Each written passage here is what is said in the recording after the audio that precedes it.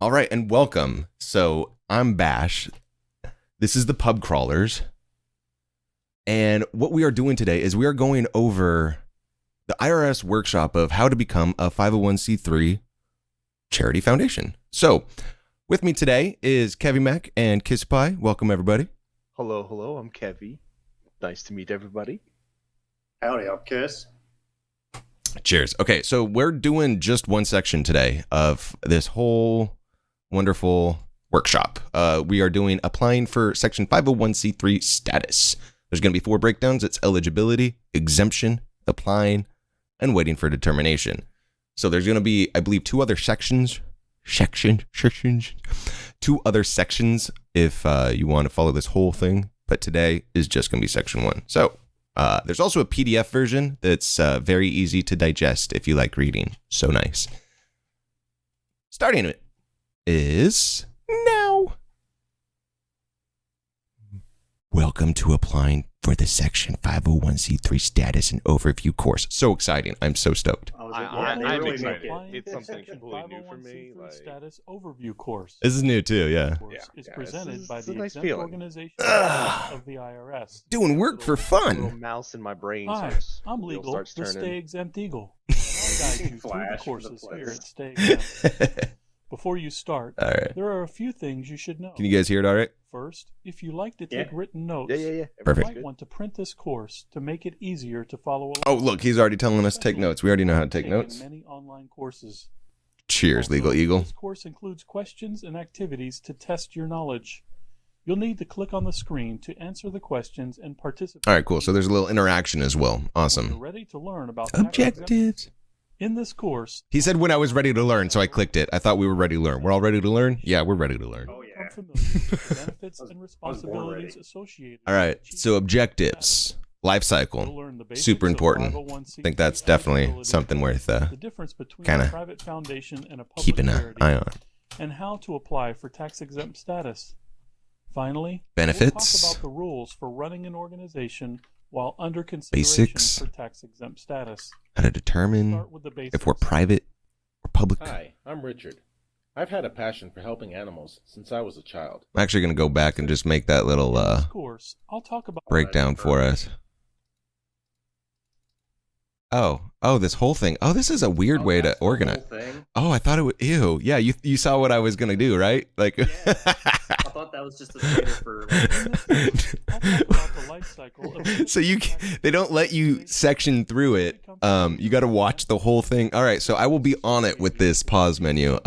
When I did this before, I thought Learn the basics of you could drag it 501c3 through. eligibility. Oh, that's right. You have to drag it through a tiny bit. That's right.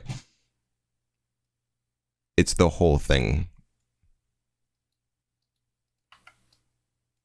Wow, that's not nice. That is probably the most. It's frame by frame. It's a video. That's hilarious. Okay, good to know. All right. Anyways, so just to cover this, we got life cycle, we got the benefits and responsibilities, which is, I think, very important. Section responsibilities. I can't spell, so this is going to be fun to watch. Everyone watch again later. Basics.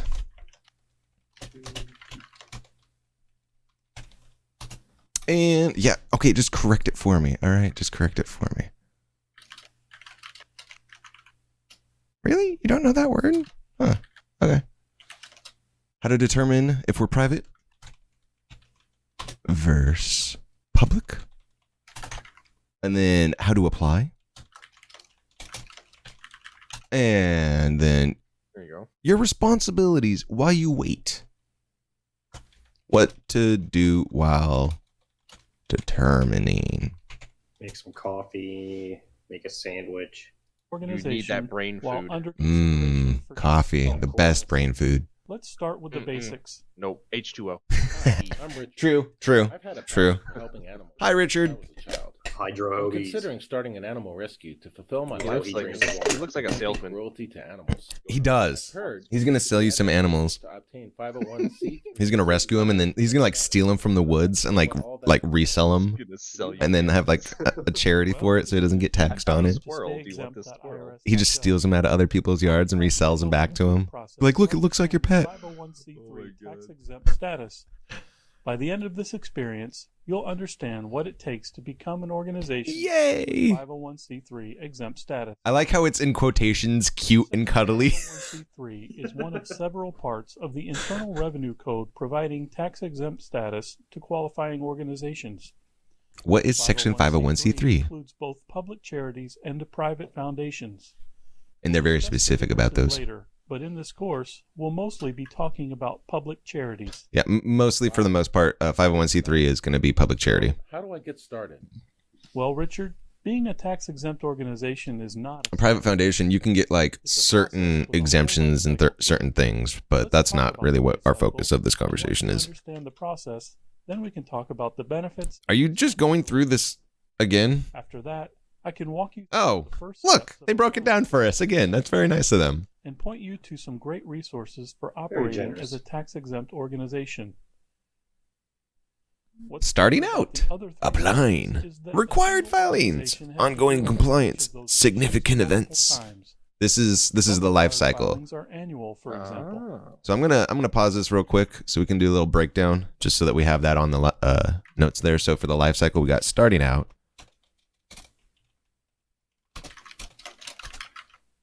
applying, required filings, and ongoing compliance, and then significant events, changes. So are they talking about the Birth last dates. three then? Is that why that's That one, if you want me to restart the thing over, I can, because what he's saying is basically like, let's rewind. Please don't rewind the whole thing. No.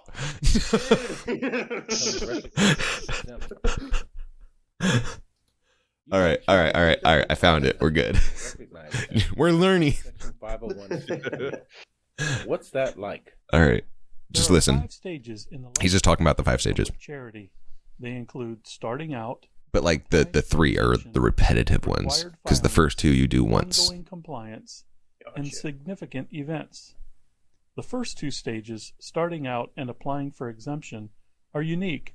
They're You unique, should exactly. only do them once for any single Only go through it organization. once. You don't have to For the keep purpose of applying this every course, year or we're anything like only that. going But you do have to keep your compliance up. maintaining one organization at a You time. you gotta tell them somehow. What's different about So it's the like- other 3 stages Yeah, listen. is that a single organization has to deal with each of those issues multiple times. Yes.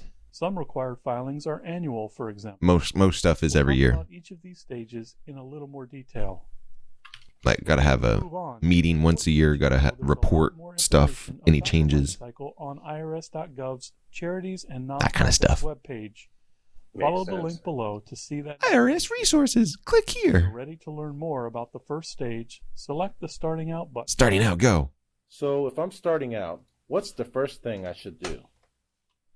Okay, Dick. You need to create an organization under your state's law. Well, his name's Richard. Your state will have rules that would likely make your That's okay. I'm gonna actually pause that real quick. So that was the first time that they brought this up.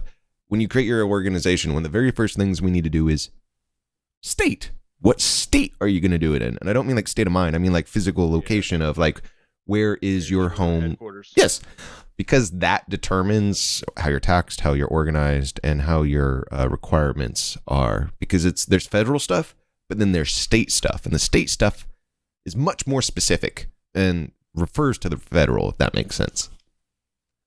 So yeah, for instance, for us, we need to choose a state. We got a cool list state level classification. for later. When you're creating your organization, you'll need to create organizing documents based on the requirements of your state. Exactly. You'll need these if you apply for 501c3 tax exemption. And when they're talking about organizing documents, they're talking about like some states require us to have like our bylaws set in certain ways. Other states have additional requirements, things like that. And what that is like how often we vote for officers, how we choose our board of directors, what it takes to be a member, what we do with our funds, how we collect funds, that kind of stuff. To apply for federal tax exemption, you'll need to acquire an Employee Identification Number, or EIN, which is issued by the IRS. But I don't have any employees, so I'm not an employer. Even so, This is still you important. still need an EIN. Your EIN is similar to your personal Social Security number, only it's for your business. Yes. So like that's the whole part of with the IRS is the EIN is what allows us to file as this stuff, but we're not necessarily employing. Next is Makes applying sense. for tax exemption. When you're ready, select the applying. All right, I'm going to write these 3 down real quick just to keep them in our notes. We got create, organization, organize, documents. I'm going to put state on that just because that's like kind of important. In parentheses. And then acquire. EIN. Did I forget the C? Anyways, all right. We're all ready. Does anyone have any questions on this stuff at all so far? No, I actually remember this from reading some of that other, like when we were streaming another night. Right. We need employee identification. Like that's the first things first. Yeah. So pretty much the exact same thing as what we went over the just like with a visual diagram. Oh, hey man, repetition is for this what stage. you need. For sure. I mean, it's good for me too. 23. That's a big step. Of Oh, course, yeah. All right, there here we are go. Resources to help you on the IRS website. We'll be covering this step more later in this Apply. once you decide to apply for tax exempt status. That sounds great. What's next? Now let's talk about your required filings. Select the required filings button to continue. 1023. So, okay. So you apply by form 1023. Of course, that's in addition with whatever the state stuff is. So you said that this stage is different because these are things I'll have. And actually, I want to clarify something real quick. State comes before we do that. Like as it says, the starting out stuff, the creating organization, doing the state stuff is step 2. Third step is the first federal step, which is acquiring the EIN. We can't get the EIN until the state stuff's filed because that's how You gotta they... know what state you're in. Exactly. So we got to choose our state. We got to file our documents that are required for that state, and then we apply for the EIN. And then using that information, we apply using form 1023 to the IRS directly. What are the requirements? Once the IRS has granted your organization tax exempt status, it's important that you meet the mandatory annual filing requirements. Most 501c3 organizations need to file annual exempt organization returns, and some organizations may be required to file unrelated business income tax filings and other returns and reports you'll learn about here at Stay Exempt. Once you have your tax exempt status, you should look into some of the other courses here at Stay Exempt, like required disclosures, unrelated business income, and courses on the annual form you'll submit, the Form 990. The next stage is ongoing compliance. And we're going to The be ongoing compliance button for more information. going over all of those. Not necessarily in this section video today. This is just section 1. This is like the big overarching stuff. But we will be going through each and every single one of those that they just brought up. So, we all ready to go on to compliance? I'm sorry, what was that? It'll break it down. Yep. Much more detailed. And the stuff like that is like certain requirements and certain things. I don't want to put out examples right now and confuse people, but like very, very specific on like what we're allowed to and what we're not allowed to do with our money. The only example I'll put out right there right now is like, for instance, if we're taking in public money and not requiring our members to vote by a certain political candidate or something like that. That's one of the things we can't do. Or like even donating to specific campaigns and things like that. Like we'll get into all those details. Yeah. But again, that is not even something we'll be worried about because we won't even allow that in our stuff. So yeah. But it's very good to know. I know I have annual filing requirements. What's next?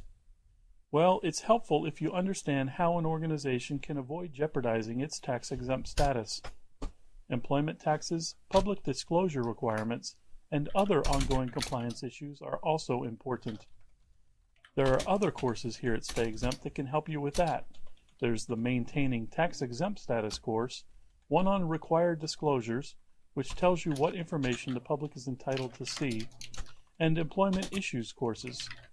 You should go through those when you've applied for tax exempt status. There's one last stage. Select the Significant Events button for more information. And these are very straightforward things. Kinda They're reminds me of. Oh, sorry. no, please, speak. Oh, this just reminds me a little bit of when I'm reading like my investing book. Yeah. For dummies. It like talks about this certain stock and what it does, and then it says, "Hey, go to this page if you want to learn more." Yeah, it's pretty much what we're doing right now is we're going through the index of what we're going to be going through over the next couple sections. Again, disclosure. so like that's what we have to like. There's things that we have to file with the state and stuff like that that says like this is how much. For instance, I don't know what they are exactly. We'll have to look them up for states, but like some of them will be like, hey, if you've made money from this thing, you have to say that. Like for instance, if someone donates over a certain amount of money, we have to disclose who it is, I think, or something. Like there's like anonymity rules and things like that the IRS is like, where's your money coming from? You know what I mean? Like we can't just be like, Bitcoin, I don't know. No, I know. It fell off the back of the truck. Right. Okay, so significant events. We're ready to move on. Anyone have any questions? Anything? Nope, we're good. Sweet. Good to go. I'm good. So the last stage is significant events. What kinds of significant events are there? These significant events all have to do with your tax exempt status. The events include, but aren't limited to, audits, private letter rulings, and termination proceedings. For more information on this stage, go to the IRS website. Now that you've learned about the stages in the life cycle, let's try an exercise. Before we do that, I'm just going to write these down.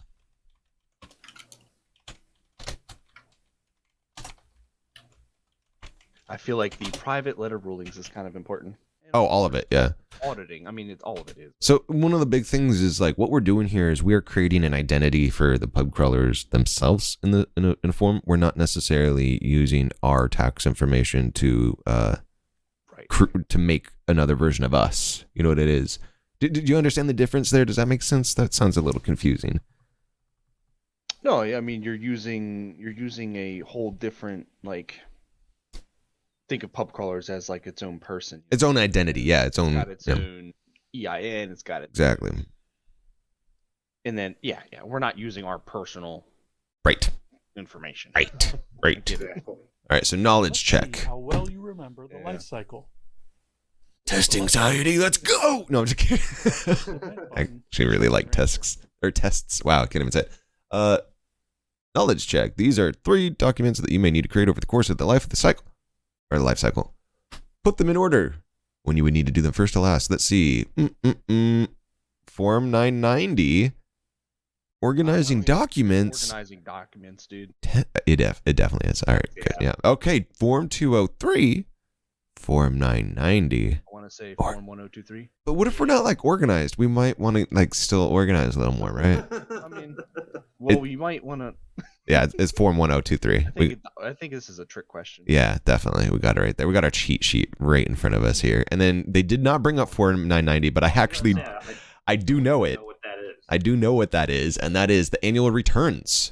And so that is technically what they brought up over here, which is your annual returns and reporting and your required filings. So they just gave us the starting out, the applying, and the required filings. That's what these 3 are broken into. Knowledge check. Submit. Right. Going strong. Yeah. Ape strung together. I have a shirt with that on it. The life cycle section of the I almost wore that shirt for the stream, but it's got some green on it. tax exempt status might be right for him, and what responsibility I can just turn off the fucking thing, I guess. I don't even have my green screen up now that I look. status for his organization. Select the Continue button to move. You've learned describe the life cycle of a typical 501c3 organization. Good job, Yes. guys.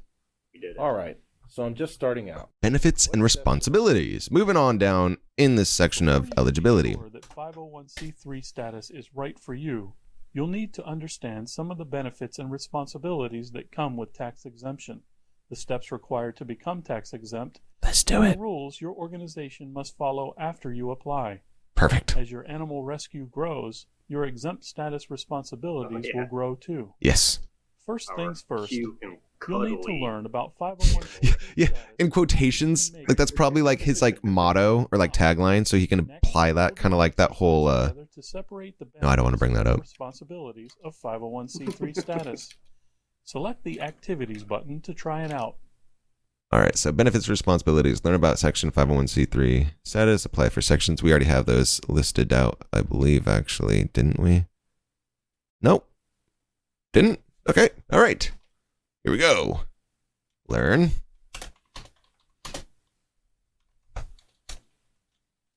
Just gonna do that one like that. No, it doesn't look proper. No, it doesn't look proper. It's got to be proper. Got to be done. Right. Okay, and then what's the second one here? We have apply.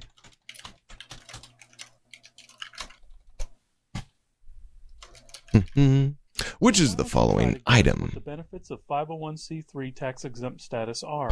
Anyone want to bet that it's all of them all the options before we even read them? like benefits. Yeah. I'm going to bet that it's all of them before we read them. All right, so let's see. Reduced postal rates. Wait, never mind. It's not all of them. Damn it. Exemption from federal income tax. Definitely that one. Annual filings, Filings, which, definitely that one. what are the benefits? Is that a benefit? Oh. No, you know. You know what? I bet we do get reduced postal rates because isn't the postal service is federal? Wait. We're going to just put them all. That's the, you cool with putting them all? Keeping. Yeah, Well, you do need to do record keeping. I mean, it's like, it says, what are the benefits, though? And I feel like if we click them all, it'll like us more. If we think they're benefits. I think record keeping is a benefit too. We'll be on Legal Eagle's good side. No! No. Okay, so it's not the post. I didn't even read that shit. I should have read. Okay, so we were wrong. I don't want to cheat and have him tell him what's right. So it's definitely not postage rate, though, right? All right, so what's the other one? I'm gonna say take off. And annual filing? I feel Yeah. like that's just not. Submit? No? I think the rest are. What record keeping benefits would we get? I think I have to restart it because I already clicked it once and then clicked off of it because it's not giving me a submit. Here, there we go. So All why right. don't you try to guess what the benefits of So we're gonna do those three? 501c3 Yeah? tax-exempt No annual status are? filings because that's not really a benefit. Select all the options that Yeah, that's seem just a like pain in the benefits. ass. Then select the submit Or button. to check your answer. what do you guys think? 3 or 4? 3 or 4? I think exemption from federal income. Tax deductible contributions. Definitely or- tax deductible contributions. Right. The third one is where I'm having issues. Right. I don't know. You want to just guess? Oh, so which of the following items are benefits of Section 5? Neither of those sound like benefits. Annual I want to filings? say annual filings. Okay. Yeah. Well, that's two. Kiss, you agree? Yeah. All right. Wait. I don't know. What? The little button. See, He won't let- So why don't you try to guess what the benefits of 501c3 tax exempt status are? Let's Look try at this the one. list and select all the options that seem like benefits. Then select the submit button to check your answer. Okay, so we can't do one more than once. Good to know. I guess we're gonna learn. In addition to being exempt from federal income tax, We did read the contributions pop-up to that- organizations If you're watching the video, definitely go back to when we had that up for a moment and look at what the correct answers are, because we're gonna learn them right now. and employment taxes. There we go. You have access to reduced Perfect. postal rates. Hey! Oh wait, it is. Unemployment. Oh, that's what. Oh, exempt financing. what? with all these great benefits. All right, here. Let's write these our down. responsibilities Yes. as well. Let's write these Of down. course. We'll go over them. Select the responsibilities button to find out more. Alrighty, so we are.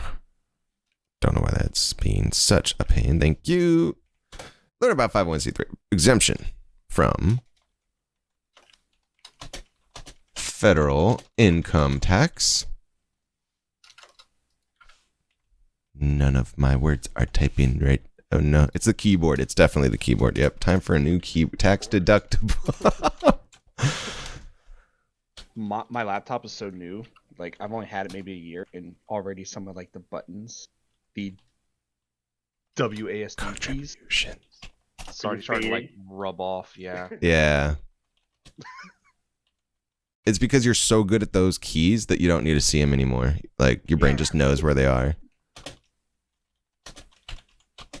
Or I click them way too much. It's more of just button matching.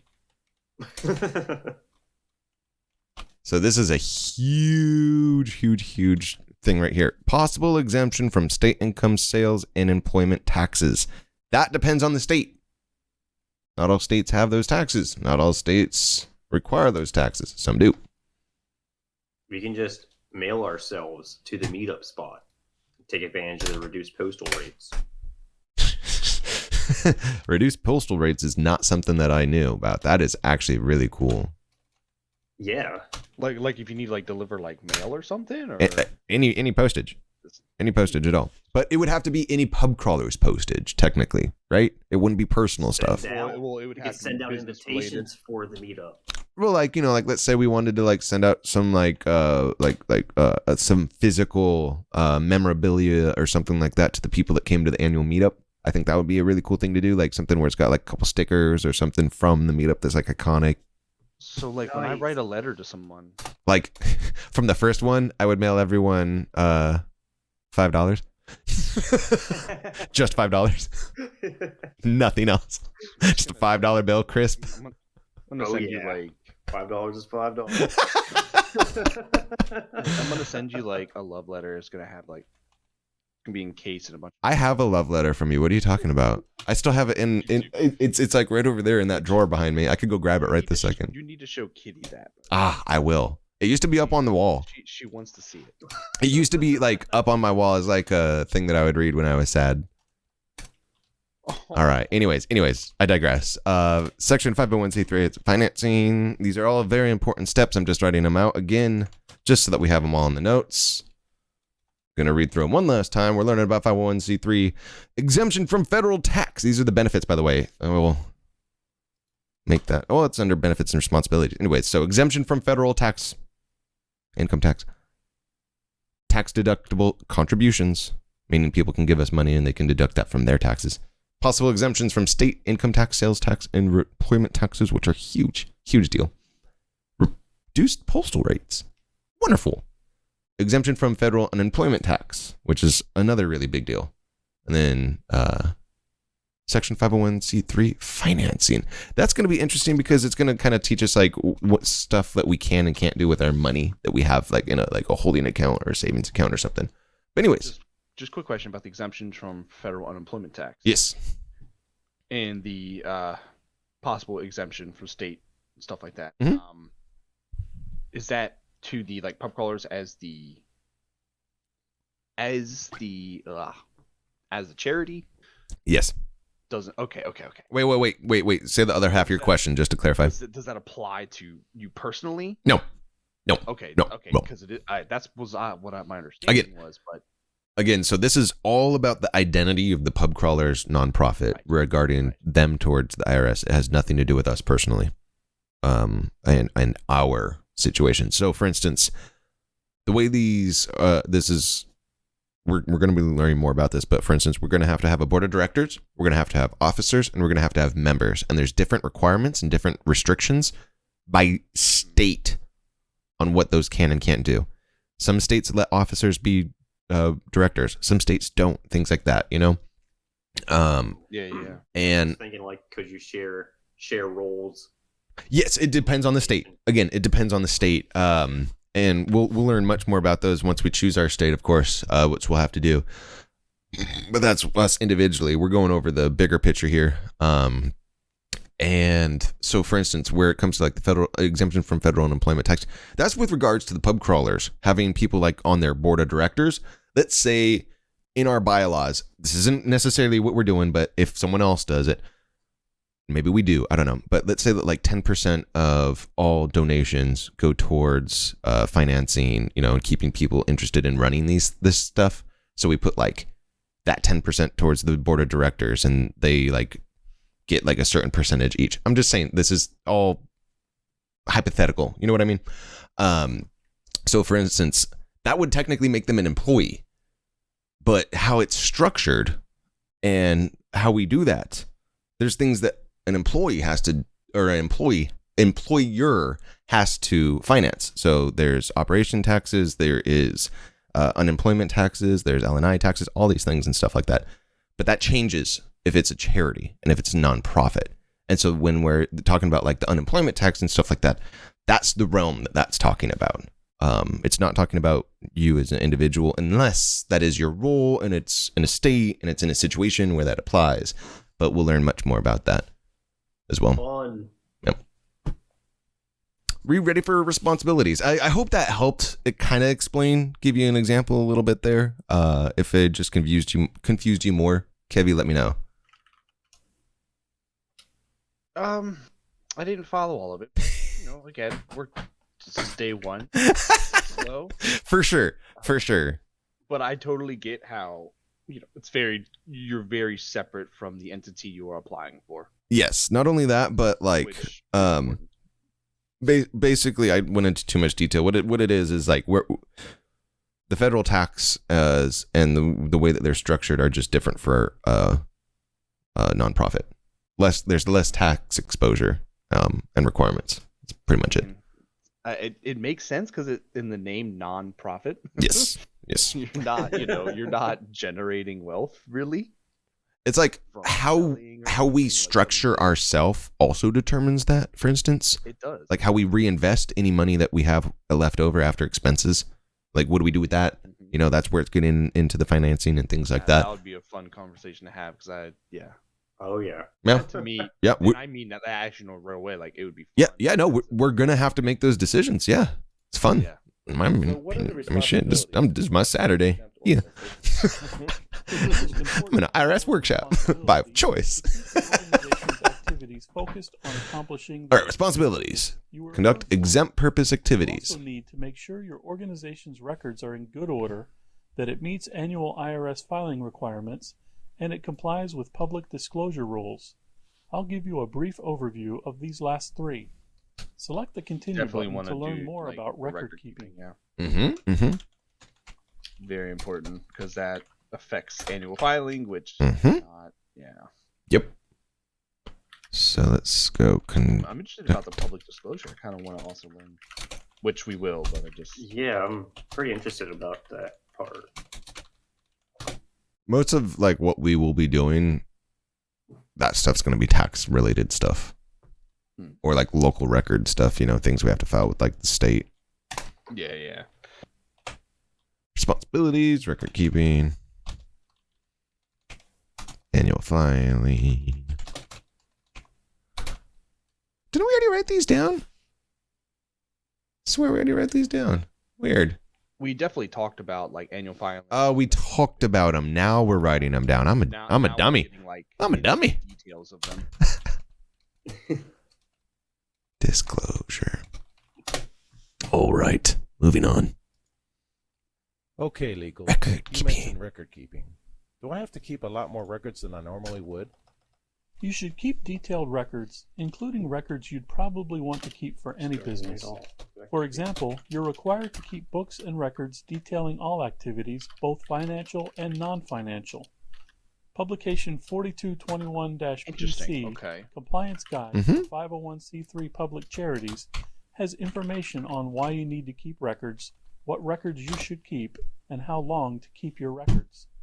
Select the continue button. Okay, to I'm learn actually going to more write about that down annual because filings. that I'm going to go read later on publication Yeah, that's pretty serious. Because 4421. Yeah, so that's the kind of even, stuff. like the non-financial records, like what does that entail? Can you move the cursor real quick? Is that 4221. Sorry, I got to keep it on it in a really low spot. That's like there we I go. realized that it happened. Yeah, Disappeared. Okay. And that is an actual form. There's actually another publication, if I can remember it off the top of my head. I believe it's publication 557. That is another very important, very detailed. It's basically all of this in their legal form. And it's super entertaining to read. I'm still about halfway through it. See, I don't know how to take that because you like reading that dry text. I do. It's one of those things though that like I have to read like a few sections and then like leave it alone for a few days. You know what I mean? Or, For my brain to like actually get what I'm trying to. Yeah. I'm gonna actually underline all of this as well. How long to keep the And is there a way that I can? An important one. Is there a way that I can link this? I can. Perfect. Okay. Perfect. Nice. All right, I will link this in our document. Sweet. There we go.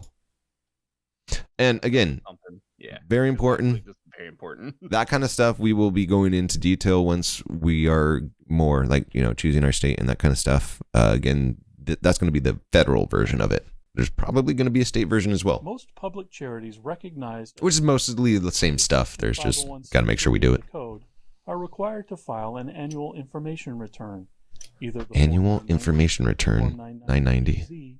or the Form 990. All right, so that's the annual filing. Good records make it easier to complete Information required annual filings. return. Certain categories of organizations are not required to file, including churches and certain church-related organizations. Oh, so I just wanted to bring that up real quick. More about public inspection. I just want to bring this up. So like this is oh, go ahead. Actually, first answer your question. I was just a little bit confused about the jumped into this e-postcard bit. Is it the same form that I was just talking about? Yes, this The is slide before. so this is a way to fill out that form. So like Gotcha. for instance, So this is Okay, the information Legal. return that You I was mentioned record keeping. talking about. yes, sorry, I can't like tax exempt. there. It's this. It's a way to fill. It's like an like a cleaner UI. Online version. Yeah. But yeah, so we're like the information on this is, like contribution, like we can see it right here. Like number 1, contributions, gifts, grants, and similar amounts received. So filing for grants is one of the biggest things for nonprofits too, because it opens up the availability for a huge amount of money. Investments income, so that's like money we've made off of money that we've already had. Membership dues, we won't be doing that in our group. But like for instance, others could. Gain or loss from sales of assets other than inventory. So like this is basically just our financial record. It's kind of like your 1040 if you're American as a person. You know what I mean? Yeah. Or the Form 990N. And then again, this would be just like your online fill out for that. Annual filings. Certain categories of organizations are not required to file, including churches and certain church-related organizations. Select the Continue button to learn more about public inspection requirements. I just wanted to say that also though is churches have much lower requirements on what they have to do. It's much easier to have a church. Who else do I have to show these records to? We've got And do I have to make all of my records public? I mean, we have the Church of Sayings in Star Citizen, if anyone plays that. File with the IRS. We do have, Not yeah. all of your records. You must make the following documents available upon request. The Okay, so this is organization's public annual disclosure. return for its 3 most recent years. This is exactly what you guys, okay, so we have to have it for 3 years. Extensions. Okay. This includes Form 990, 990EZ, 990PF, and Form 990P. All Form I keep all 990 documents for at least 10 years for their attachments and taxes, supporting to be honest. documents, your approved application for exemption and all supporting documents, and the determination letter from the IRS showing that your organization has been granted tax-exempt status. There are additional rules about what must be disclosed, how to provide documentation, and consequences for non-compliance. All of that's covered in the required disclosures course on Stay Exempt.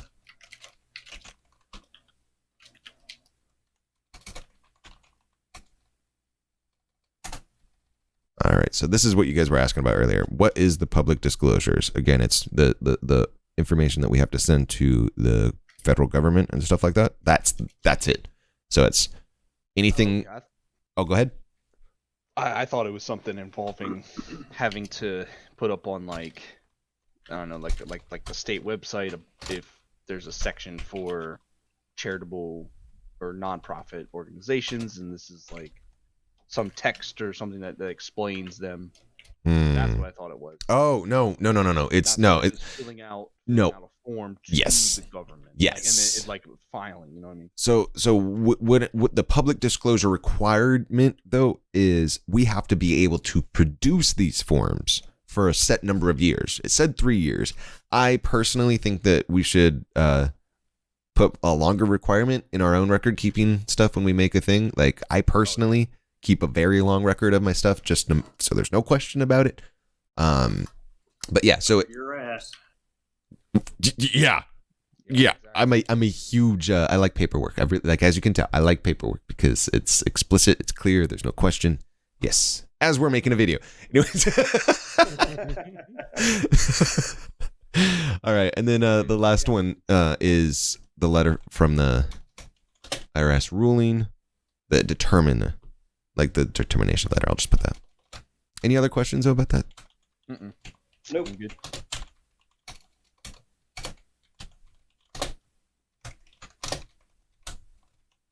All right, moving on. Boop. Let's Which test your of the knowledge following is not Which a responsibility of a is charity? not a responsibility of a public charity. Select the appropriate answer, then select the submit button to check your answer. Oh, This it's was B. easy. Yeah. Obviously B. Yeah, definitely B. It's just funny because that's what our group does. Yay! All right, so just in case you're audio only, provide free public meeting spaces was the thing that is not a responsibility of a public charity.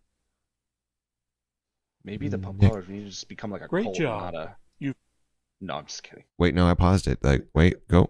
Speak more, and we should just make this a church because it'd be easier.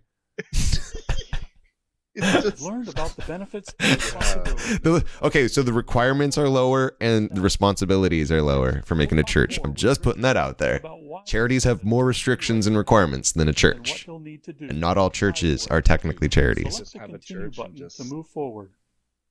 Like, we don't have like people in there. We just all live in the church and we just do pub crawler shit. I mean, I used to work at a hackerspace where we had circuit church every Sunday, and we just did like fucking like one-off like circuits and then like rapid prototyper shit every weekend. And Oh, that'd be cool. oh, it was sick. It was sick, man. Like fun stuff. You know, like you got like a certain amount of parts of different types, and you like could design whatever you wanted, and then we'd like laser it out. And anyways, but yeah, we could like make whatever kind of church, anything.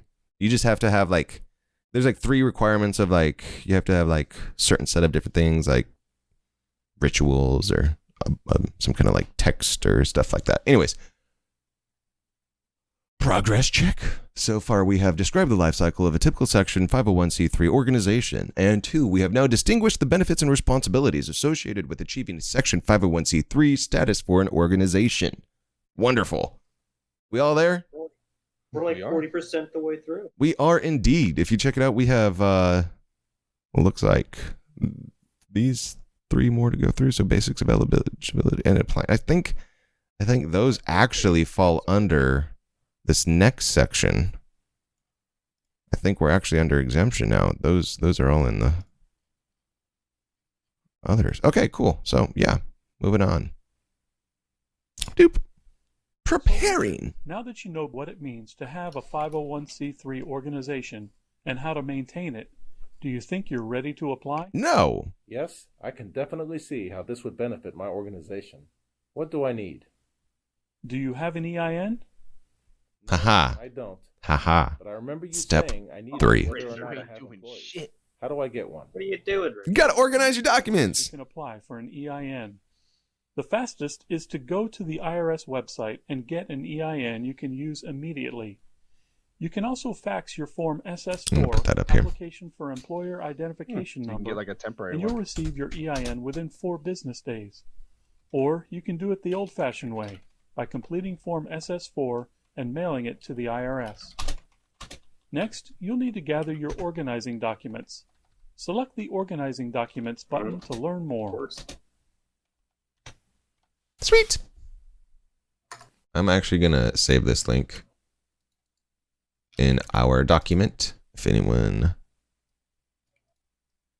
wants to look at it in the future, because we're gonna need to do that. So we're gonna link that right here, paste that there, and boop, online at IRS. Perfect. So this is again just how to get an EIN, which is what we talked about earlier. It's like once you choose your state and you organize your documents, boom, it's your next step. I think it's pretty cool. You can get a temporary one. Yes, All right. yes. So like you can't do a lot of stuff until you have one. So you can get like a temporary one and start your application so that you can get approved to your EIN and already have your application out there for IRS. For a a corporation, Ooh, nice. which is an organization granted Efficient. corporate Yes, status because especially with COVID right now, things are taking a long time. document will be its And that's articles of totally understandable. incorporation. For all others or only unincorporated for an entire country. organizations, hmm the organizing document might be called a charter. Oh, so this is really important. So this is the organizing documents, right? This is what are those documents? The organizing document must contain 3 provisions. Articles of incorporation is pretty much like how, what, when, where, how. How, what, when, where, who, all that shit. Yeah.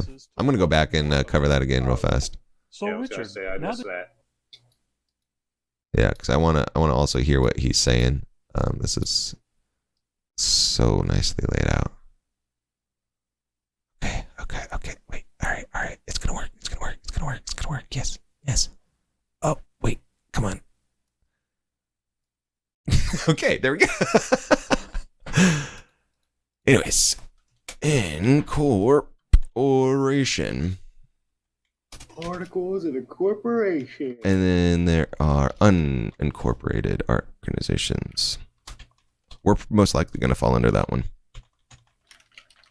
Definitely. I don't want to be like saying I'm making all these decisions already. I'm just most likely, by definition of what we already are, not going to be corporations. Most likely going to be articles of association. I looked up the definitions in the IRS and what all those different definitions mean and what they refer to and what the requirements are. And for our group specifically, articles of association is most likely what it's going to be. It also is because of what state we're most likely going to be choosing. But for anyone else that's following along for a different group, there's different options out there. And they do change requirements, again, based off of what you are, what you do, who you hire, that kind of stuff. And so I'm just going to write those down.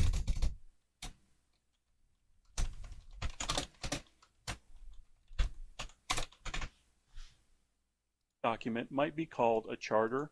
We're going to replay this Document might be so called that a charter. we can hear the whole thing too.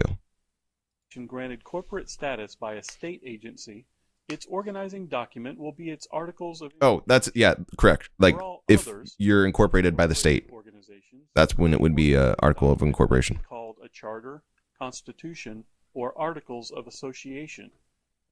To qualify for exemption under Section 501c3, the organizing document must contain 3 provisions, including some This is important. specific language.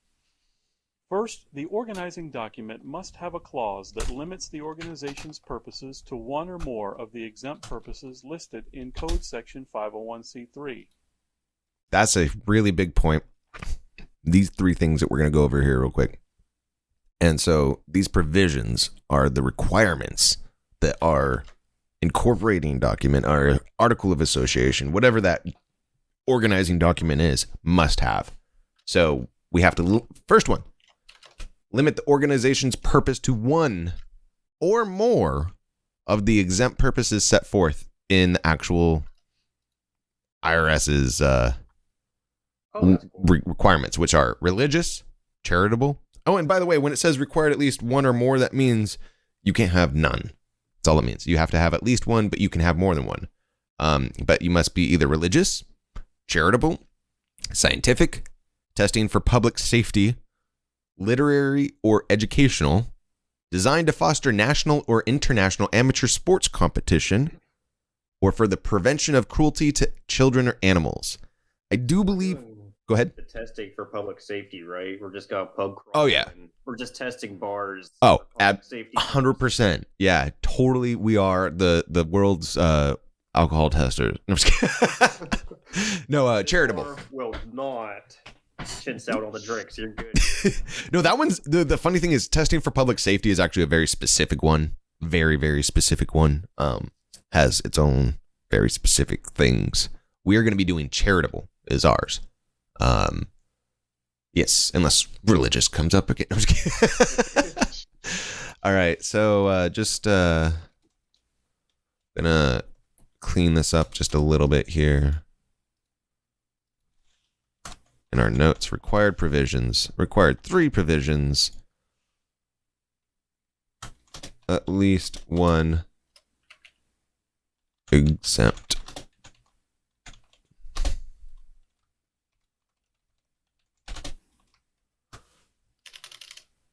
I am going to do it like this because this is ours.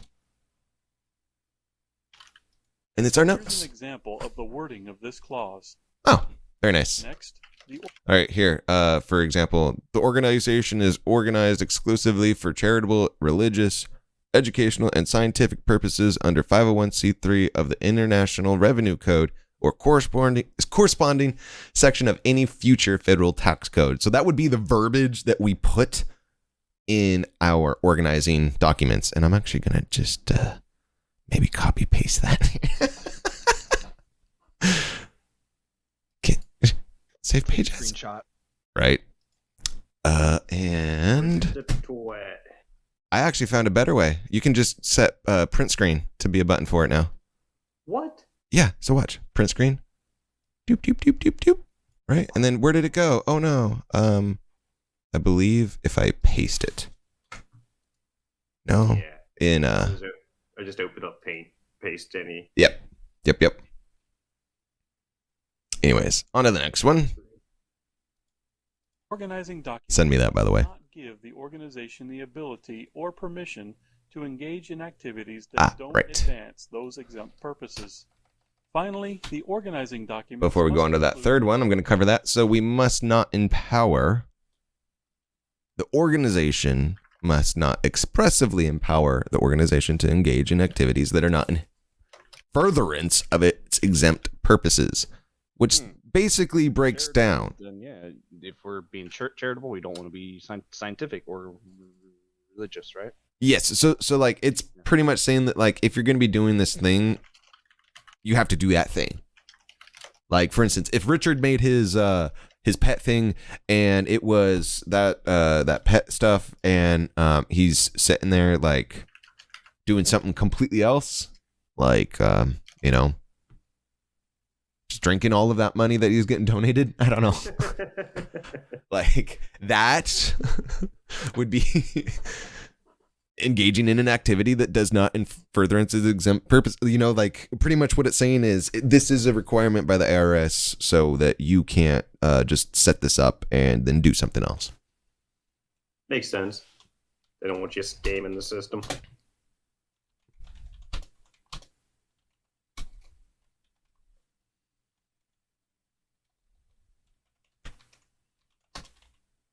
Just breaking this down real quick. In our notes, must not engage in activities that are not in furtherance. That's a weird way to say it. I know they chose a really wordy way of. It's a very legalese way of saying it. You know what I mean? Yeah. Which is what our document is going to have to be kind of written like. It's going to be very clear text, but it will have to but it will have to require some language like this. For instance, where it has that little like note right there, that will be copy pasted in ours, for instance.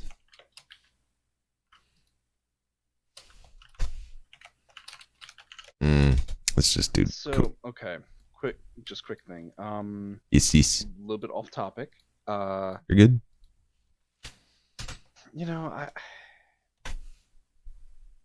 You guys know Eli? Wait, hold on. Let's. Eli? Yeah. Oh. He just asked, "What are we watching?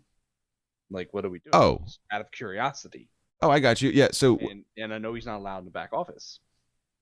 Right. Cheers for that. I appreciate the heads up. I would say just what the title says. We are going over the IRS workshop of how to form a 501c. It says applying for section 501c3 status, an overview. This is the IRS's own workshop on how to make a charity. And we're about halfway through the first section of going over the big picture stuff. And then we'll go into the detailed stuff in other sections at another time. I believe next weekend and the weekend afterwards. But thank you for pulling that up, actually. He was just asking, like, "Hey, can I watch?" Like, Yeah, of course. Yep, absolutely. It's up on Twitch. I didn't know. Yeah. Oh yeah, it is. Yep. Send him a link. I should have it. I can't pull it up on my thing because it's going to be a little bit of doc, so I don't want to I got it. do that on stream. No, you're good. I mean, I could just turn it off, but I'm a little lazy. Make you do it. You're here. I'm sorry. I can move my little fingers. My brain speaks before it thinks. I swear. I just wanted to, like, he was asking, like, oh, can I watch? No, yeah, cheers. Please follow along. Like, it's not that interesting, but I find it fun, you know? So it's like, you know, some kind of cool. I think it's actually really fun. Anyways, real fast, let me finish up this last third thing for the provisions on the articles that we need for our documents and jump back in any question. Dissolution clause. Assets of the organization must be permanently dedicated to an exempt purpose described under the 501c. Interesting. So if we fall apart, if things fail, if everything is dissolved, you know, where does that money go? There's more information about these clauses in publication 5. That's actually really easy to cover. Like, if we fail, we have to donate to this, all of our assets or some shit. I don't know. I'm just totally pulling that out of my ass, but that is an important thing, is what happens to your assets if you dissolve. It all goes to my bank account. Well, okay, so you got to realize there's probably people that do that kind of shit. There's probably people that make 501c's and make these things get exempt, take all that money, and then like, oh, sorry, financial issues, we close. And then in their dissolution clause, they had it where it went to their own bank account, right? The IRS sees all. I'm just going to put that out there. I know, right? What happens to assets if group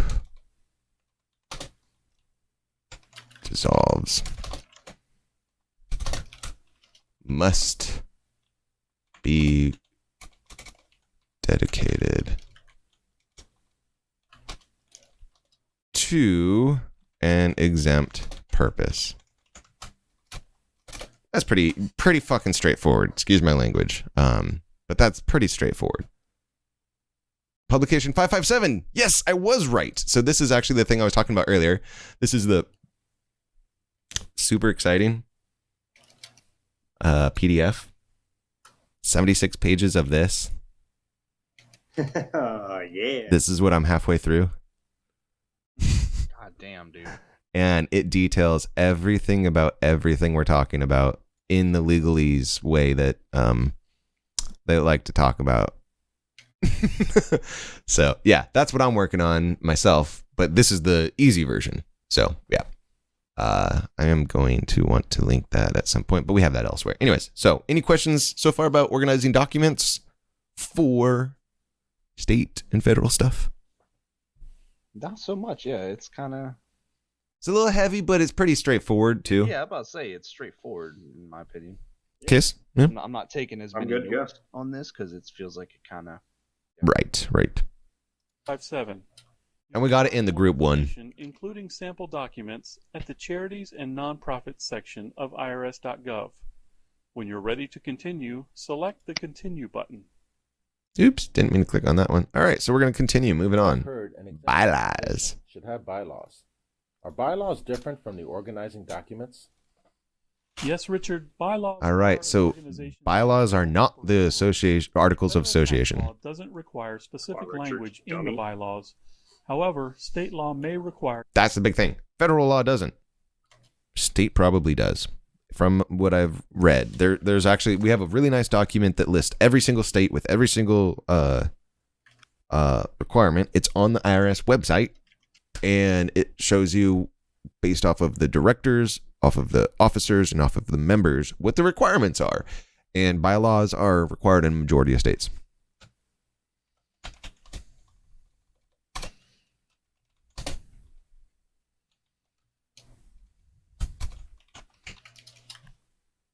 But it's our like internal operating rules. So it's a good idea right? to contact your state to find out the specific requirements. They sound like they're pretty good. My to have organization anyways. is in California. Just to Do you know who I should stay contact? organized. Yes. In the life Commissioner's cycle of not a public too much charity fucking area around. of the Right, and because there's such difference between the states, that makes a lot of sense for it to be a state level requirement. You'll find links to the websites of the appropriate state officials. All right. Actually, here I'm gonna go back real quick because I've that's heard an exempt organization pretty important. bylaws. Let's see. Give me the IRS state officials. Here we go. This is what I was talking about here. you can contact them here. I'm not going to actually look through and find it for anyone right now, but very, very useful. And you'll find links to the websites of Broken down by state officials. All right, here we go. Knowledge Let's check. test your knowledge. Which of the following are requirements for the organizing documents of a charity applying for Section 501c3 status? Select all that apply. Organizational documents of charities applying for tax exempt. Limits the organization's purpose to an exempt purpose. Check your answer. That's a yes, right? A is definitely a yes. Bars employees from participating in activities that do not further the organization's exempt purpose. That's a yes. We had a whole conversation about it. Yep. Yep. C. Must not expressly empower the organization to engage in activities that are not furtherance of its exempt purposes. Yep. That's a yes. Defines the hours of operation and location of the organ. No. Nah. Well, location, yeah. So that's a little tricky question there. Well, because that depends. Well, it depends on what state you're in. It does. Because. And then E2. Permanently dedicates the assets of the permanently dedicates the assets of the organization to an exempt purpose. That was that whole That is dissolution without section. question. Now, there are 3 requirements. We have 4 answers already yes, and I believe D is technically a yes. But the define the hours of is not. Oh. Well, you know what? It's kind of like What do you guys think? if it's halfway, yes, I'm gonna say yeah. Okay. What do you think, Kiss? I don't know. I kind of want to go the opposite way. I kind of want to say if it's halfway true, then no. So I'll be the tiebreaker. I'm going to say no, and if we're both wrong, we owe Kevy a beer. Gosh, we owe Kev a beer. God damn it! Let's see. Actually, there's another line here. No. Oh God. Fuck. Someone clip it. Someone clip it real quick on the Twitch. Come on. Oh man, but no. Okay, so that actually, I really don't like the way that it just showed that, because there was another bullet point that you couldn't scroll down and see on that menu. Oh. So there was other things that were listed there. So it probably was all of them. And now I feel really dumb, but yeah, even on the clip, if you go back, you can't, like, when the highlight comes up, there's a 4th bullet and you can't see any text, and there was no way to scroll down. And when I clicked, it did this. All right, so progress track. We have described the life cycle of a typical 501c3 organization. We have distinguished the benefits and responsibilities associated with achieving tax exempt status for an organization. And now we understand the basics of a section 501c3 eligibility. Perfect. We ready to move on? Yep. 501c3 Yay. eligibility. Next, we'll help Richard learn how to determine if his organization is a private foundation or public. Oh, this is really big important. Select the Continue button to move forward. So now we're in private and public.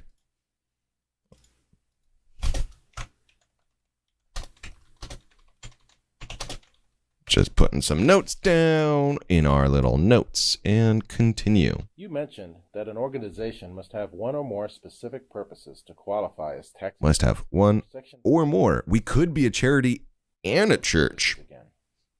A 501c3 Just saying. organization is organized and operated exclusively for purposes that are That's religious, what it's saying right now. charitable, scientific. So you just have to have one or more.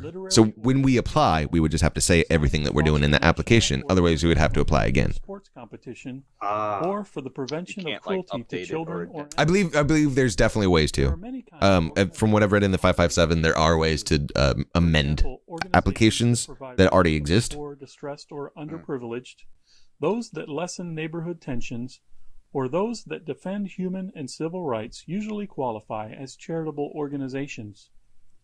Educational organizations can be schools. We did already cover this too. symphony just a moment ago. orchestras, training for the unemployed, dance classes, and zoos.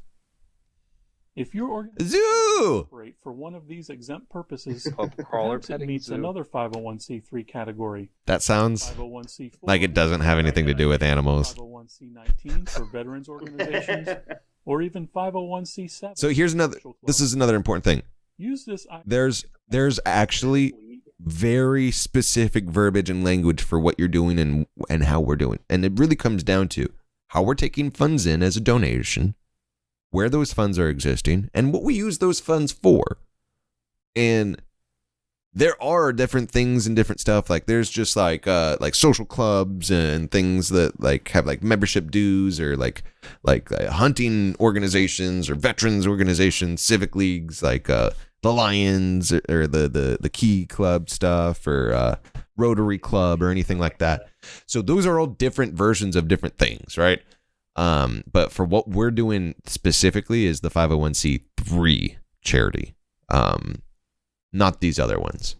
But they are good to know about. More information on these other types of exemptions. And the types of exemptions details that. Really, really detailed. Tax exempt status for your So does publication 557. Anyways, we're not doing this. So, because I'm planning to start an organization... Two-part test for charities. A listed 501c3 purpose you just covered, do I need to do anything else to establish that it would qualify as a 501c3? Yes. Yes, you need to show how your organization will meet the organizational and operational tests. But we'll focus specifically on how a prospective 501c3 organization... Let's write those down. First, let's talk about the organizational test. This test is used to determine if the organization is properly organized. To pass this test, the organization must limit its purposes to one or more of the exempt purposes listed in Code Section 501c3, not permit the organization to engage in a non-exempt activity, and ensure that assets of the organization are permanently So these are the three things that we just went over earlier. So the organizational test is just this right here, the required three provisions. So I'm going to copy and paste that into our organizational test. dedicated to an And continue. purpose. This sounds really familiar. You need to have in the organizing document we just talked about. That's funny. So if you write your organizing document, Well done, IRS, putting this into order. will be easy to pass. Now let's talk about the operational test. Okay, so organizational test, So easy. the organizational test was pretty easy. Just following the articles of... Oh, don't quote me. Don't quote me. Huh? Test You go. covers It's as if you've seen organization this is before. actually operated. Stop. Your organization I didn't watch this on my own, I swear. principal activity will be to further its exempt purposes. Your organization also has to limit the participation in certain types of activities and absolutely refrain from others. Yes, yes, yes. The IRS assesses the activities you So I just want to cover these real fast because these are actually kind of important, and they haven't really been talked about too detailed yet. But the operational test is so it's not when we're applying or anything like that. This is something that could be tested even as like an audit or something like that, right? So like this is like, say that's like 5 years down the road, we already been that road, we already set up, we're already organized, we've already been operating, and we get audited for some reason. This is one of the things that they would do, and one of those things is like basically checking to see if are you doing what you said you would do? Are you not doing anything? Well, like an audit, you know. Right. But it's This goes back to way in the beginning when they were talking about the ongoing compliance. yes, exactly. That's pretty much what, like, this will happen at the very beginning when we apply and ongoing. And so that's the thing that someone would need to be prepared for. That's the kind of structure that you would need to be reactive to, where it's you're not doing something other than what you already said, which is very clearly part of the, provisions. You're limiting your group to those activities, and you're not like trying to do a whole bunch of other shit, or whatever you're doing within that is in that name. It's like I'm doing this in that identity. I'm not like going off and doing, I didn't start a zoo and now I have like a sports leagues for children, for example. And then refrain from prohibited activities. It is very, very clear cut and dry what you can and can't do. Again, most of that comes to political stuff. Like not giving direct requirements or direct money to political campaigns and stuff like that. And that's a real big thing. Like, honestly, those are different structures and different things that you have to put together. And so they do check for that. Continue though. The Form 1023 application to make sure they qualify. This test is conducted when you're first applying. Like I said, tax exempt status. done at the very beginning, but it can also be If done. your activities get out of balance after you receive your status, or if your organization engages in prohibited activities once you're up and running, you could lose your tax-exempt status and be subject to both taxes and penalties. What are the restricted and prohibited activities? If you're interested in learning more about these kinds This of is really activities, important. you should start with the Maintaining Tax-Exempt Status course, which discusses how you could possibly jeopardize your tax-exempt status. There's also the We will get into that Business Income later. course, Definitely the need to know political that. campaigns and Yep. public And we'll have it all listed out. the required The disclosures best course, thing, and the Employment Issues course. in my opinion, is to have it where it's set to, in your bylaws, in your articles of association, you make it a group requirement not to do those things. So if it ever comes up, it's the individual situation, and it's not like the group perpetuating that or allowing that. That makes sense. Oh, yes. That makes perfect sense, yeah. And I'm just going to write these down as a quick note since we have not seen these detailed, even though they are pretty much repeating the exact thing that was above in the required 3 provisions. But pretty much the difference being this is now towards the people running the group, not just the group itself, if that makes sense. So it's like this is the test as it's moved. Like now it's been approved. How does it operate versus what we say we're going to do? I really can't spell activities. I'm learning that. I can never spell reliable. Or wait, is that word? No, realize. I hate that word. Realize. Real eyes. With no Z. Yes, Z? Yes. Oh, yeah. The one that gets me is laser, because it's actually an acronym. Oh yeah. But then like Americans and English spell it different, but it's an acronym. Anyways, Now let's talk about the differences between a public charity and a private all right, so foundation. now we're going further into detail on the difference between private and public foundation. These are again very explicit. Can I be recognized as a tax-exempt charity? Not quite yet. When an entity qualifies as a 501c3 organization, the IRS presumes it's a private foundation unless it can show that it's a public charity. So Yes. what's the difference between a public charity and a private foundation? The main difference is where the organization's financial support comes from. Generally, a public charity has a broad base of support, while a private foundation has very limited sources of support. There are also different tax rules. So, for example, private foundations are subject to excise taxes that aren't imposed on public charities. Big difference. There are more differences, and you can look into those on the irs.gov website under Life Cycle of a Public Charity Private Foundation. There's also a course on foundation classification called The Wonderful World of Foundation Classification. Okay. Some public charities has all that money, and then private foundations is like $200. It's like $50 in ones. It's like it's telling you to make a public charity. Well, okay, so the big thing here is that they said in an indirect way is when we determine if you're a private foundation or a public charity, we are going to look at where your source of funds exists. And it's not necessarily saying how much funds, it's saying where your source of funds are. So let's say, do you have one person funding that operation? And it's basically like a lifestyle operation, you know, like you're basically just funding it just to do that thing, just for like that thing. Or are you doing it where there is something bigger than that small identity betterment? Like, are you doing something that's reaching out and in some way engaging with the bigger world? You know what I mean? I see, yeah. So, for instance, here's a relative, and we haven't made this determination in our group, so I might be speaking out of my ass a little bit, but one of the ideas that got brought up for our group to facilitate this is doing not just we have an annual meetup where we bring everyone together from around the world, which is definitely a very public situation. We have people from all over different countries coming together to the group location that we choose, different every year. But in addition to that, we've also brought up the idea of doing things like donating video game consoles to disabled and people like hospitals and things like that with a certain percentage of our funds.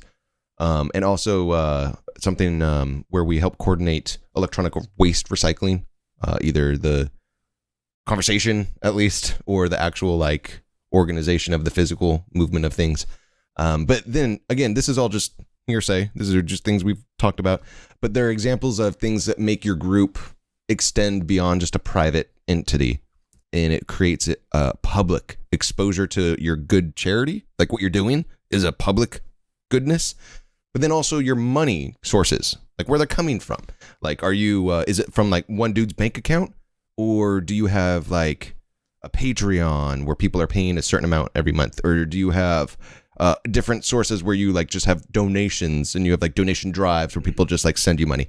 Those kind of things. Sort of like the Bill Gates Foundation versus St. Jude. Yes, that is a really good example. Yes. All right. So that is on. And then on to public charities. Some organizations automatically qualify as public charities based on the code, so they're called statutory public charities. Some examples are churches. See what I mean? Churches have a much easier in to making a 501c3 status. And research. These organizations still have to pass the operational and organizational. But they're like basically shoehorned in. Or if your organization receives significant public support, or if it provides support to other public charities, you may qualify that way. Otherwise, another thing is we could just have it set up where we take a certain part of our donations and just donate it to other charities, like certain ones that we like make a requirement like list for and like choose from that, or like one specific one. So this is a pretty good thing to know here is that's pretty cool. That is allowed. Exactly. That's interesting. Yes. And again, those are choices to make, but these are the fastest way to become a charity is what they're saying is be a church, be a school, organize for medical care, or receive a significant amount of public support, or donate to other charities. So this is a really key thing to point down there, and not really necessarily a note thing worth other than probably saying churches and donating to other charities as a priority. Other public charities, yes. Thank you. That is a very key thing, because if we're donating to other private ones, that might actually do the opposite. Right. That just made as a single word. Wonderful. English. My friend Chloe is starting an organization that could be considered a private foundation. How can she show the IRS that her organization is actually a public charity? If Chloe's organization is not a statutory public charity, it may still be a public charity if it passes the organizational and operational tests and shows that it receives broad public support. To have broad public support, her organization must be able to demonstrate the following: that it receives a substantial part of its support in the form of contributions from publicly supported organizations, governmental units, and/or the general public, or that it normally receives no more than 1/3 of its support from gross investment income and unrelated business income combined, and gets more than 1/3 of its support from contributions, membership fees, and gross receipts from activities related to its exempt functions. This is another situation where good record keeping can really... Oh, that's very easy. Let's talk more about Chloe's situation. Okay, cool. Select the continue. So just to cover that real quick, we don't have any money that we'd be making money off of. So we're good that we're not going to be making more than 1/3 of our gross investment from... Mm-hmm. Like, cool. That's very easy. That just means there's going to be a hard cap on what investments can make every year. And it's going to be relative to what we make as an as a donation. Totally makes sense. And then we need to make at least 1/3 from contributions. We're not going to have membership fees, but then gross receipts from activities related to exemption functions. So like paying for the things that we do to function our things, like our, that means at least 1/3 of our money has to be spent back on what we're doing. And that's the whole point. What we're being exempted for. Yes. So, it basically means you can't hold on to a certain amount of money. You can't just sit there and make capital gains on it. And this is I like this. This is actually very. It has to be reinvested. Well, like even if it is reinvested, it can't be your main source of income. The reason why I'm replaying this real fast is I just wanted to clarify one thing. Can reasonably expect to meet these criteria. Her organization, if granted. Oh, I went the wrong way. Forward. Yep, I went definitely the wrong way.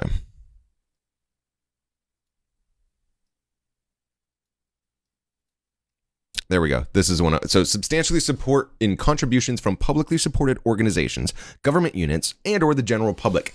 That's the main point.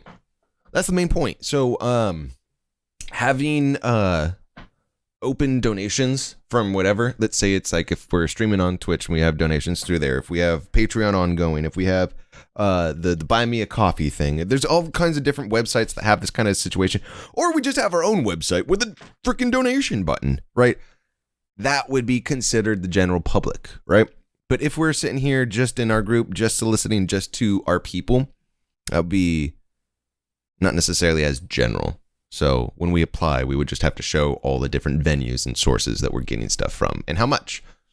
Another thing, though, is that includes in that is if you're getting it from grants or anything like that. That's the major thing there for the publicly supported organizations and government units. Those supply a lot of the money to the grants. So, the government units, that's where the grants come from. Yes, exactly. So as long as a majority of our money comes from that, or at least a third of it comes from our own people and stuff like that. And that is totally doable because at this point, all of it will. so yeah, we fall in line under all those things, even though we don't fall under one of the statutory ones technically, unless we do create church sayings or something like that. Or if we put in our thing that we have like 25% of our donations are donated back out to these specific things, that would be another good way to do it. I'm going to actually put Statutory.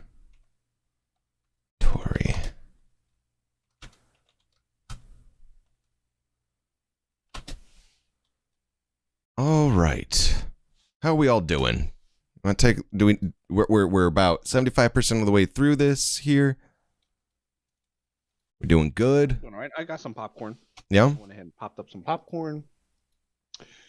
Just I'm taking like spot notes right now because I feel like some of the stuff is self-explanatory. Very. Because it's covering over the same thing all Very. the time, which is very good. Yes. Yeah. It's like Writing down it talks those key points like Yep. 1/3 of your income must be recontributed back to the public, other than whatever you're exempt for. yes. So Like writing down some of those like keywords, keynotes. So I'm just going to say substantial. So this is like, how do we determine if we're private versus public?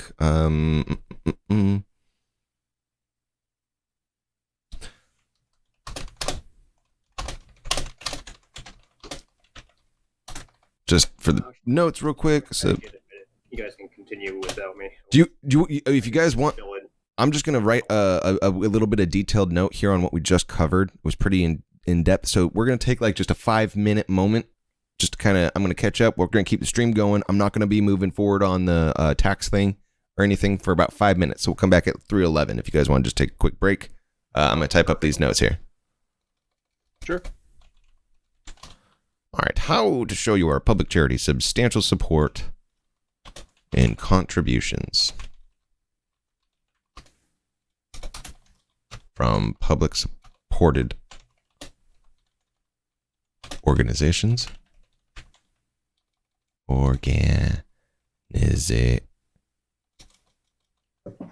Now I can't type.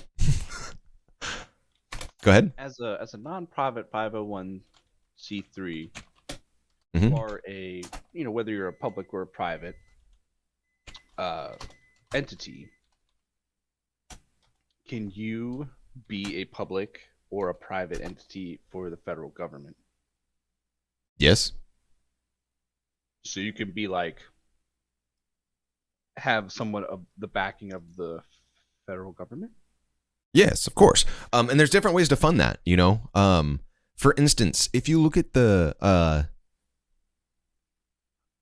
this is just for our group here for pub crawler stuff here, but if you look in the links to stuff that I put up in the staff channel a little bit ago, there is a Reddit post that I broke down.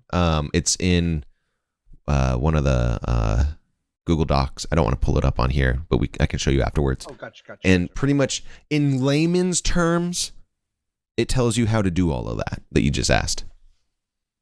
To like okay. get government money and stuff like that. Like how to be like a non-government organization and stuff like that. The only reason I asked is just because, like, I'll be talking to someone about they're a contractor for the government. They inspect elevators and stuff, you know, making sure they work properly. It's like I'm just thinking like, well, you're a government contractor, so you do work with the government. Well, okay, so like for instance, that's a licensed profession that has like very, very, very strict and specific requirements to be able to be that person, to be certified to be that person.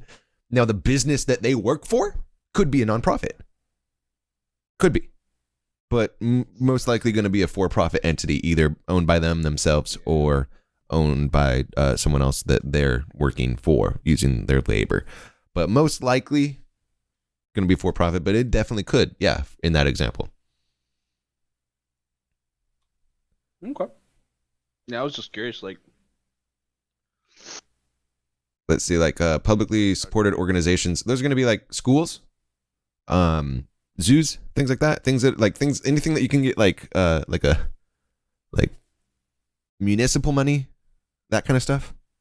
It would be the government units, and then general public is just being open and accessible to everyone. It's like not having like a closed donation system.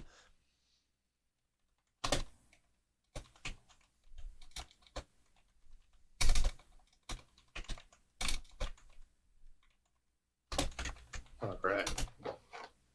One more minute. Perfect, lined up. The only problem with fucking popcorn gets in your teeth. Oh, I know. I love popcorn so much, and I can't eat it because it pisses me off when it gets in your teeth. Because then it just bothers me. Yeah, it's just always there.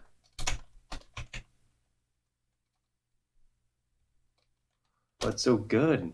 Buttery and It is, salty it is. deliciousness. Oh.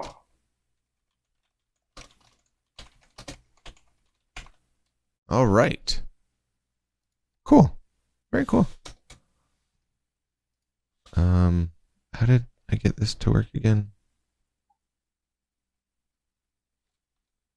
I don't even understand.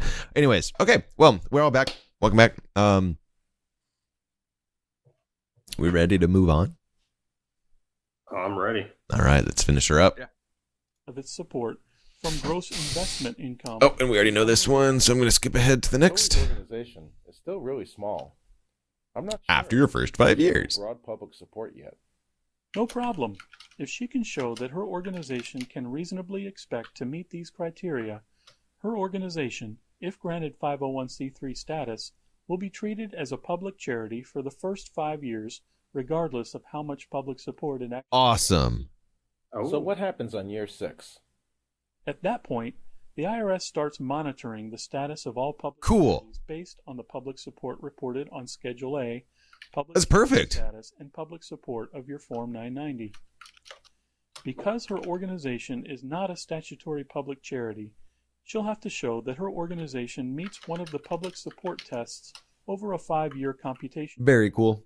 including the current year and the 4 preceding years. If her organization Call passes that one of work the history. tests, her organization will remain a public charity for Yeah. that year and the next tax year. But that's really cool that Try they a few have a activities. 5-year. Select the knowledge check button to test yourself. Like, because that's pretty much how long it takes. It is. I mean, if you think about it, we started our group in 2017. Fill in the blank space. When you're done, select the submit button Oh, to yeah. check your It's answer. 5 years. Select the best answer, submit button to be recognized as a tax exempt under Section 501c3. An entity must meet an exemption. And What test? Operational. Operational. Oh, the two-part test. Okay. They didn't even spell inspirational right. Come on. Inspiration I'm is a word. Okay, so this is what page are we on? I don't know. What page are we on? What is this? Like I want to tell them. Come on. Come on, Mr. IRS. I am so mad at them right now. Inspirationa. I mean, if someone said, "Oh, I'm feeling inspiration," I would know what they meant, but it's not a word. It is operational. Operation. Okay. Inspirationa. The organizational test and then the operation. Yep. So that's what we covered earlier. We have. Yep.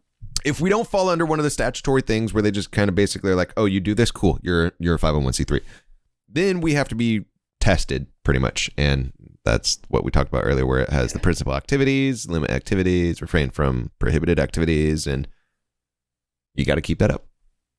That 5-year buffer is really interesting. That is so freaking cool. Enter the appropriate That is so freaking cool. So yeah, just to clarify on that, 5 years, they just presume you're going to have enough public support to be a public entity. And then after year 6, they start actually checking to see if you are. That is so cool. Yeah. Your answer. Oh, Section 501c3 organizations have... Oh, no, wait, no, I didn't even get to do it. Now you know how to enter the appropriate answer. There we go. All right. Section 501c3 organizations have either a public charity or private foundation designation. An organization may qualify for public charity status by demonstrating that it can or does receive broad support, moral support, financial support. Yeah, broad support. For some reason, I feel like we don't fall under that one. I'm just saying. We welcome a broad public support. Great job. Now you know how to determine whether you're... No, we have good morals. We just have a wide variety of morals. I'll clarify that. Next, Not everyone's morals agree, but that's what makes us so beautiful. Exempt status. Exactly. Select the continue button to move forward. All right, so just to clarify, just catch everybody up. So far, we have described the life cycle of a typical 501c3 organization. We have distinguished the benefits and responsibilities associated with achieving tax exempt status for an organization. We understand the basics of 501c3 eligibility, determined whether your organization is a private foundation or public charity. And we have one last section here to cover, I believe. Now that I understand Become tax exempt. tax exempt status under Section 501c3, I think I'm ready to start the application process. Congratulations, Richard.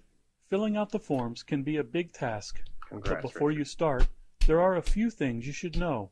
First, you need to know which documents are required, the timeline for Required applying, documents, the user fees Timeline, for applying, user fees, how group and group churches exemptions exemptions, work, and some key information for running your organization while you're waiting for tax documents. exempt status approval.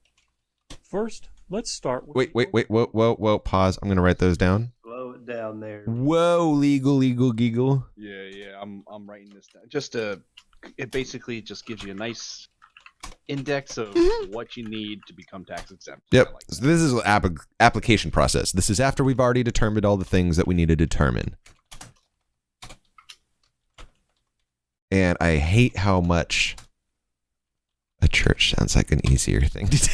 I know. It fucking does. And it's just like, And the crazy thing is, the requirements for a church, it's like you just have to like agree that you have like an indoctrinated document or something, or like you have to have like We have to write a Bible. we could literally like have a handshake and say like that's like something for our church. I'm not trying to be disrespectful here. I'm not, but it's crazy how simple it is. well, that definitely sounds like a very loophole-y kind of thing to do. A little bit. You could A little bit. do that. A little bit. I mean, come on. And the fact that they even called it like it's just statutory approved, like what? I didn't know that. It doesn't say that anywhere in any document anywhere else that clearly. It hints to it in like legal versions. I'm just about done writing this. Hold on 1 second. All right, I'm on. Just let me know when you're done. So we are going over the application process topics.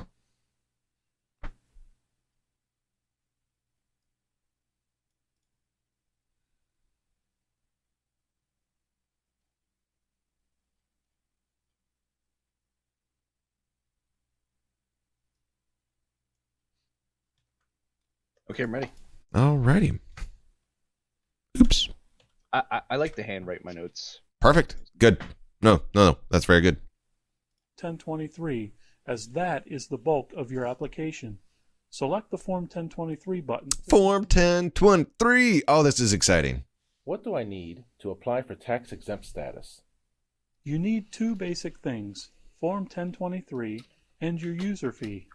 Form 1023 is the application for recognition of exemption document. So how much is this going to cost me? Well, the amounts can Good change question. from year to year, so click this link for the current fees. The user fee is based $600. on the organization's average annual gross receipts over a 4-year period. The if we did it by paper, if we do it online, it's $275. From all sources Oh, wow. before taking out any Okay. costs Big difference. or expenses. Oh my god. Yeah. But my organization hasn't been around for 4 years. We have. Receipts are based on funds your organization plans to receive or funds it has actually received over a 4-year period. Oh, none.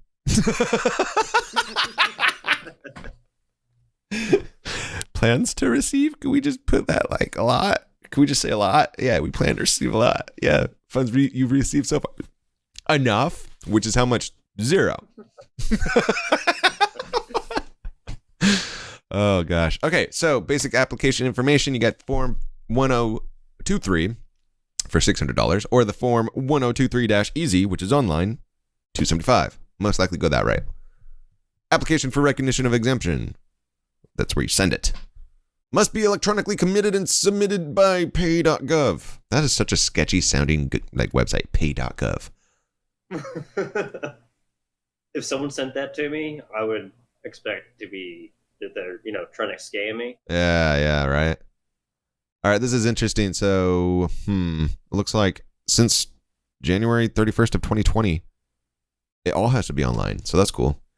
But yeah, so we got, Might as well do the 1023 easy. yep. So we got Form, why is that bold? Form 1023 EZ for $275. It's not bad. It's actually not bad at all. After 3. What? After the Oh, you, 2. oh, thank you. I appreciate it. I just Form 102-easy sounds like an actual form to fill out. It probably is somewhere. It probably is. I feel like it is. So let's see. I actually I wanted to look at it. Just to show.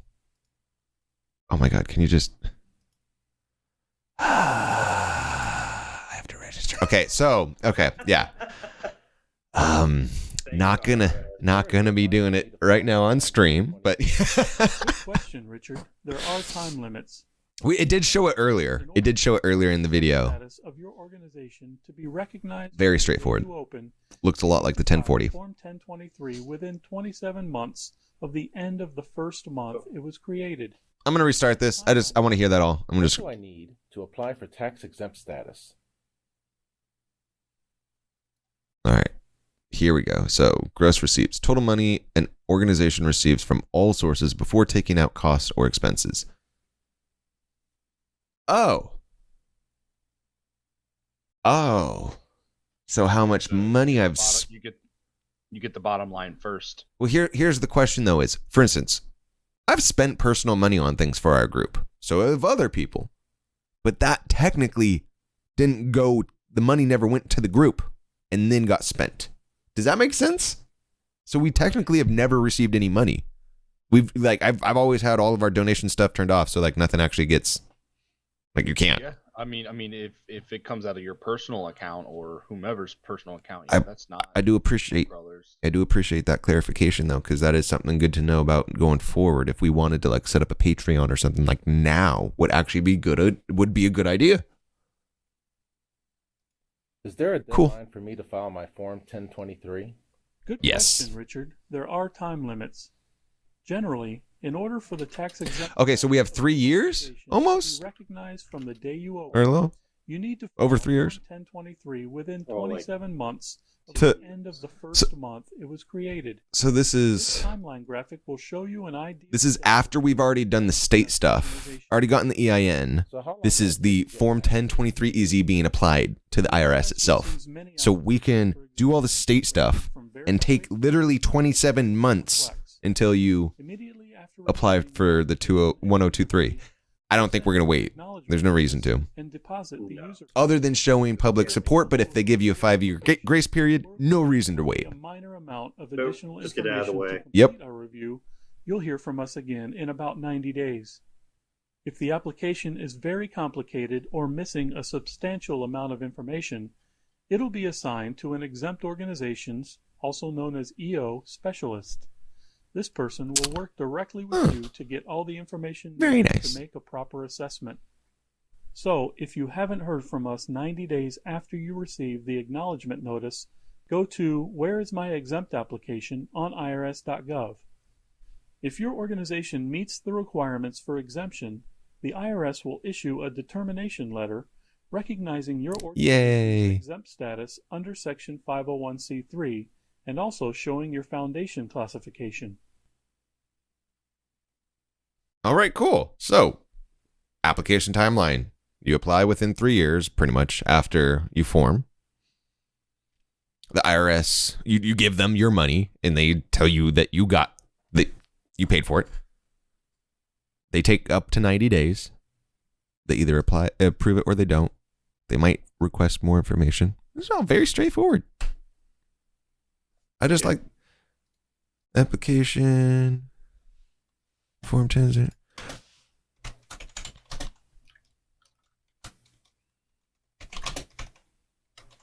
I think that's all I really need to know from that slide. Any questions? Anything else going on? Just give me 1 second. You got it. Yeah, everything else looks okay. I just the 3-year for me, having that, you need 3 years to, you have 3 years to submit Yeah. the 1023. We're not going to take that long, though. No. No. I can imagine once we talk things out, it'll move after that. Right. Once we determine the state, everything starts rolling. Yeah. This determination letter is an important document. Yay! You should I'm keep looking it for forward to it. Organization's permanent records.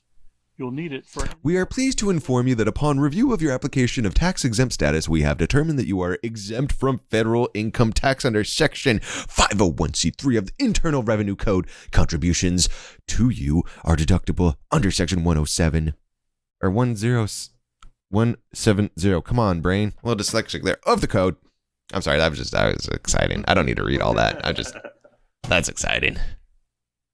Looks like a very official document. It's just got numbers and letters on it. I love it. Yay. I hope they stamp Okay. it like that, too. So what are group exemptions?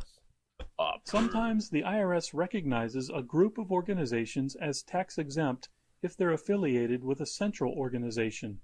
This avoids the need for each organization to apply individually. Well, that's kind of cool. Group exemption letter. This has nothing to do with us, though. as an Unless we had, like, exemption letter. charters. But it applies to more Yeah, I was than about to say one unless we have like a organization. team of people. And like that's not like if no like in the future if like someone wanted to make like a pub crawler charter and like some like let's say there's like 1,000 people in the group Some focus on and someone wants to make like a pub crawler charter in Cyprus of like 10 people. Another organization. Not saying that we would do it. I'm just saying that's what that would be. For stricter animal neglect and Yeah, abuse Pub laws. Crawlers Europe, Pub In Crawlers. principle, We yes. need to get a pub US. crawler. No, but it's supposed to be international, so I guess like pub crawlers Mars would be the first charter. Information, or select the Yeah. control button to move. Yeah. Well, that's technically like that's still Earth. That's our bitch. It's our bitch. I guess we could make like a little satellite on them. Yeah. All right, enough digress. Church Have exemptions. to apply to. Another good question. Churches, including synagogues, temples, and mosques, Fucking don't have to churches. file for tax Damn it. exemption, yet they're still exempt from federal income tax, and the contributions they receive. They don't even are have to tax file. They just want to rub But it in our even faces. though they aren't, They don't even have to required file? application, many do in order to Just to, receive a so they just determination letter apply just for the letter, tax exempt status. but they don't even need to. Contributions to them are tax deductible. It like So, once I'm running my The business side of my mind is just like, the application process. there's no question, do it. Anything else? Yes, you can operate as a tax-exempt organization while I you're do what the awaiting fuck I want. approval, but donors won't have assurance that contributions to your organization are tax deductible. We'll make some hymns. Application is approved. While you're waiting for approval, All right, this is important though. about the responsibilities of a 501c3 organization. Do you remember what those are? Yeah. You mentioned Whoa, whoa. public. Do churches have to apply? Wasn't done right and stuff. All right. Ready? Continue. Really good at that. Once I'm running my organization, I set my DPI on my mouse lower. anything else I need to do? Using your snipe button. Yes, Yeah. You can operate as a tax-exempt organization while you're awaiting approval, but donors won't have assurance that contributions to your organization are tax deductible until you Ah. approved. While you're waiting for approval, you can learn more about the responsibilities. Oh, so it'd be better to get the application in as soon as possible, because then if we get it approved this year, we could have contributions in this tax year. Oh, shit. That's actually really important. Interesting. Can you take that back a slide? Yeah. I can just finish writing that. Yeah. Okay. So organizations may operate as tax exempt organizations while waiting on approval, but the donors do not have assurance, because if it isn't approved within the tax year that they are donating, that donation will no longer be considered deductible.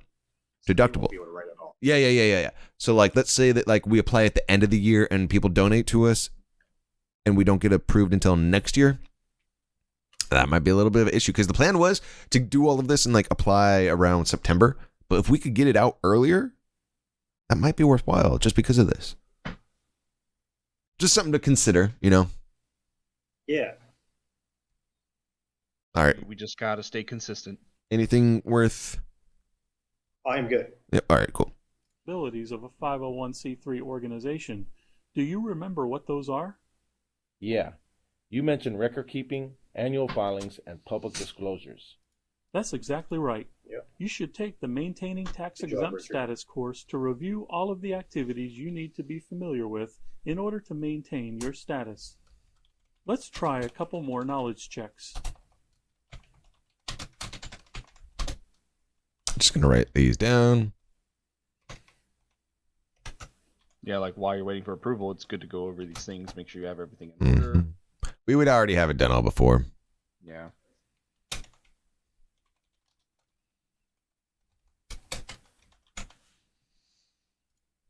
All right. Test your Knowledge check. Select the most appropriate. How do you determine the user fee associated with applying for Section 501c3 status? Choose the right answer, Status. then hit submit. It's gross receipts. No. I feel like. No. There's, because remember, there's only one fee. And it's just determined by what form you use. And that fee is whether or not if you're a public charity or not. So it's technically whether or not if you're a public charity. Yep. What? What? What is it? On gross receipts. Oh, you were right. So there was the 5. That's why it has a 5-year fucking allowance period then. Well, it was saying that, yeah, like how you determine the user fee, which we don't get any fees or anything, or like until you have your gross income. Right. But one of Then the, so here's But I thought we wait. so this is right here. This is the user fee right here. So how much is the user fee per exemption application? Yeah, that's what I was thinking. Right. So this has nothing to do with, unless they mean something else by gross receipts, because it can't be the gross receipts of the cost of operation. Well, a couple I don't know what you want to call Slides ago. Slides, yeah. Let's clarify this. It might have been a little bit. I remember it had the bar graph at the bottom, or the little I'm going. double arrows. I'm going real slow so I don't skip them. Okay, here. All right, so let's talk about receipt of application. Is that what they mean? No. No, Was it a different one? receive it. I would go back Yeah. one more slide. Okay. Yeah. Here we go. Gross receipts. Ah. Gross receipts. Ah. Of the organization receives before taking out costs. But this is the interesting thing though, because the user fee. Why did it go What do I need why did to it go apply for forward tax- when I clicked on this? Oh, because I have to play it. But my organization hasn't been around. Anyways, I already have that open. So the pay thing, the user fee, gross receipts, total money an organization receives from all sources before taking out costs of expenses. However, it was asking us what the user fee is, though. And the user fee is literally an explicit value. There's no change. Brings up this site. The user fee is explicitly $275. It is not based off of gross receipts in any way. So what? that actually, I'm going to write this down in red as something to follow up on. Yeah, Is maybe I'm misunderstanding something. Yeah. I missed a point. I mean, that is the connection. So here, let's actually go into. That's exactly the connection that Let's go to the PDF. I'm on your wavelength. Gross receipts right here. Here we go. All right. So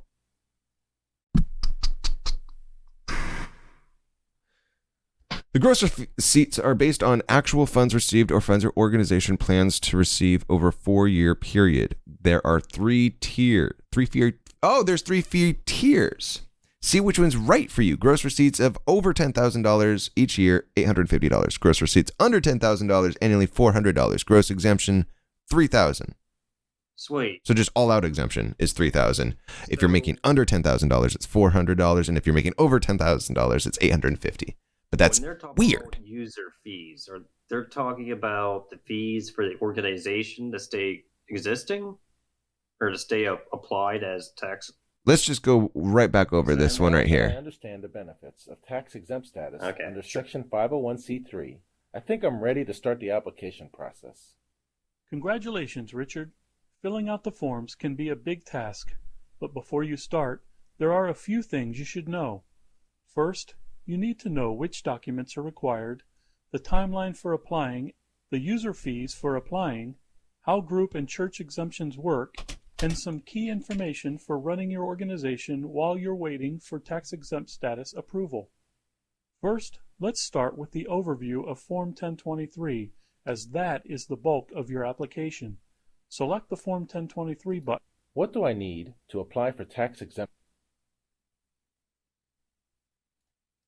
What do I need to apply for tax exempt status? You need two basic things, Form 1023 and your user fee. Form 1023 is the application for recognition of exemption document. So how much is this going to cost me?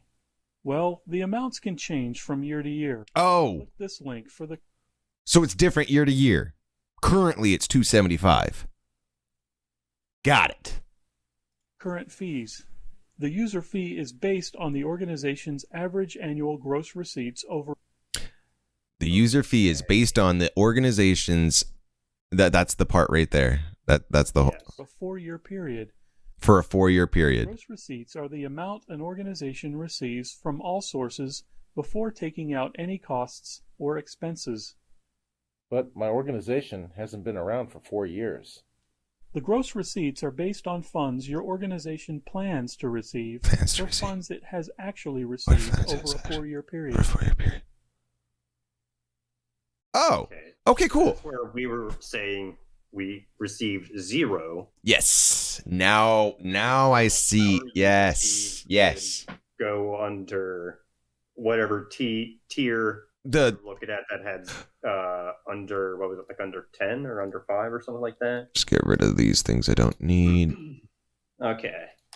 Yeah, it was for what you were saying. So gross receipts under $10,000 annually, $400. However, that is superseded by whatever the current fee is on the actual pay site, which would be $275. Because like Got whenever this was made, whenever that was put together, which I'm sure was about 2020, those were the numbers. But if you go to the actual thing to pay for it right now, it's different, and it does say it depends on what year. yeah. So that's where the discrepancy in the numbers came. So thank you very much, Kevy. I fucking love you for being right. Me and fucking Kiss learned a little lesson, but that was very, very, very worthwhile. Go ahead. Yeah. Oh, I just I was a little unsure. No, you were fucking spot on, bro. Yeah, you're right. Okay. Yeah. Yep. Perfect. So again, just going over this. This is what we just said. So they didn't break this down in the video, which would have been better. But yeah, so we would fall under 10,000 at this point, and the fee would be. What that group exemption is? So the group exemption is what it was just talking about, where it's like you have, let's say you have, what if there was like pub crawlers in every single state, and then like pub crawlers umbrella? Oh, okay. So instead of applying at every state, you would just apply for every state as a group. Oh my God, that would be the worst, because you would actually have to still apply individually per state. But for instance, you could get approved as a pub crawler, 501c3 overall, and then have state charters. Makes sense. And each charter wouldn't have to apply for the application, just the name itself it could. Does that mean you can like license out charters to a That sounds sketchy. I'm not even going to ask that question. That sounds so sketchy. I'm not even put that on my brain. Good question, Richard. There are times. Oh, are we good to move on? Oh, yeah. Because we did cover this other stuff, so I was going to skip back ahead to where we were. But does that make sense on that question that it was asking us? Here, I'll get. That makes Generally, way more sense now that we went through it. So this one, yes, it is gross The most receipts. appropriate answer. Then Yes. select the submit button to Or at check. least So- it would be. So we got it wrong. Kevy got it right.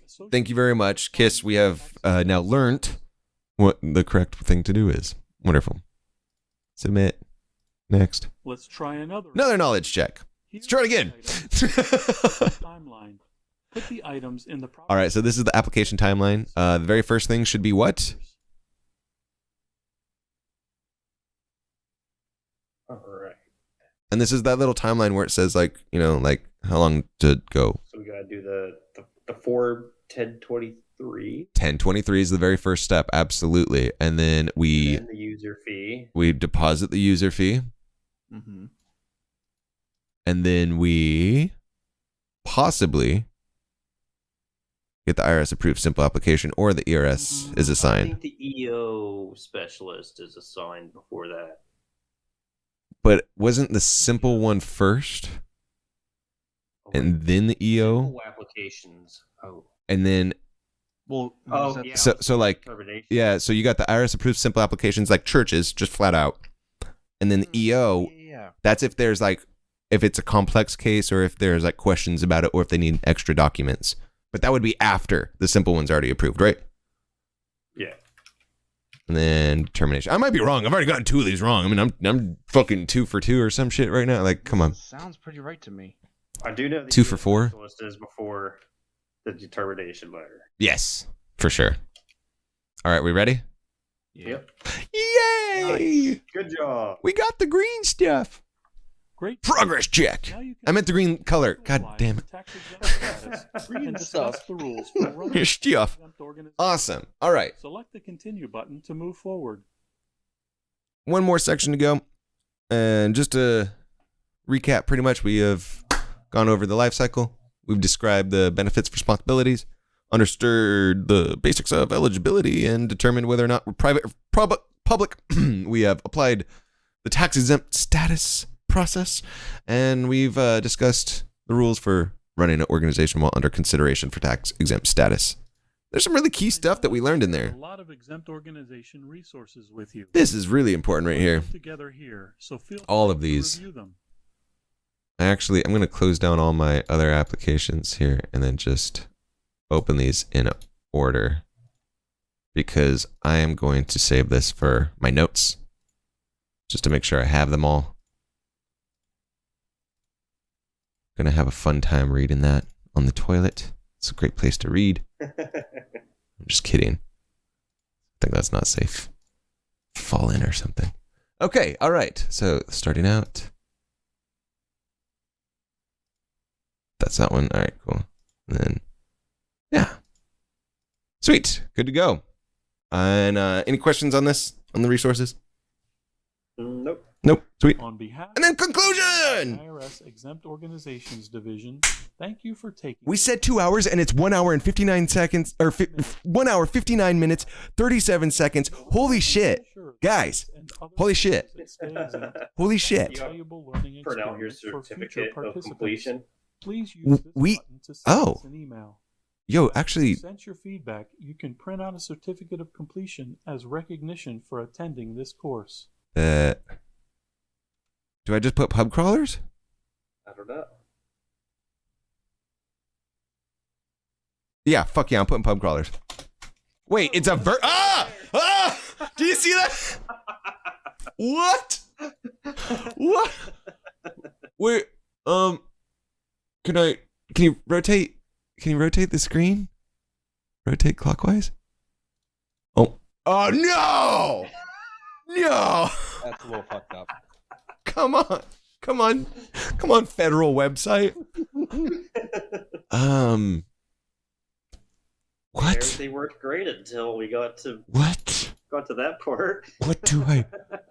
Oh, here we go. Horizontal scrolling. No, come on. No. Wait. Is the date one like that too? Yes. You're gonna have to we're gonna have to save it and then Photoshop our information on there. I can only do one letter. Then it's an illegal document. Kiss. It's copied. Fuck.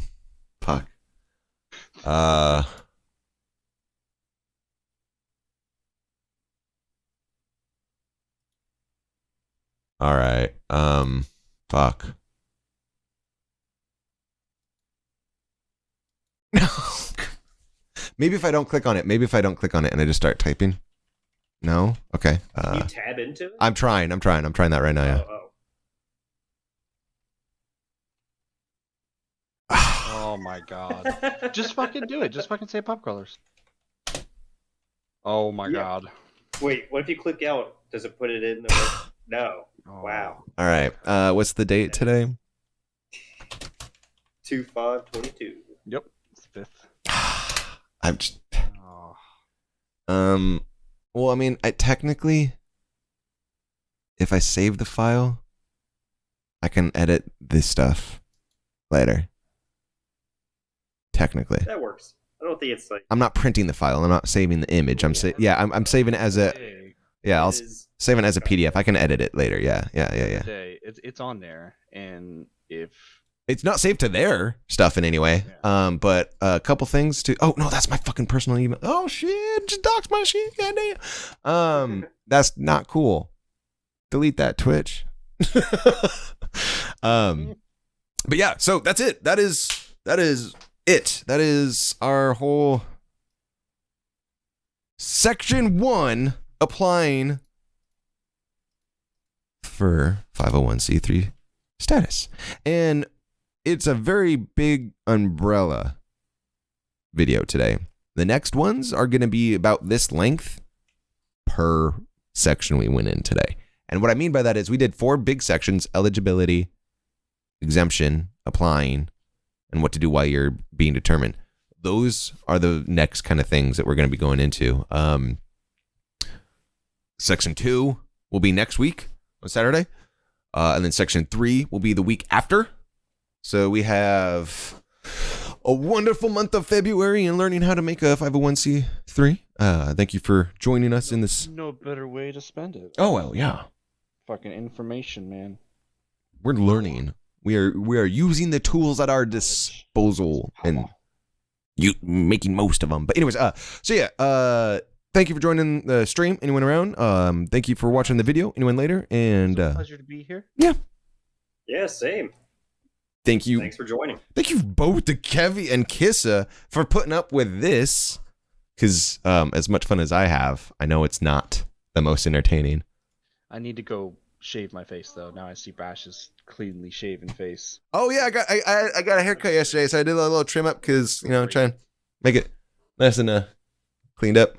But kind kind of got annoyed with the mustache and shit, you know? So, Nah. no. Anyways. Cheers, everyone. Hell yeah. Have a good one. Oh, is I'm waiting to end it until you answer your question. answer what question? Ah,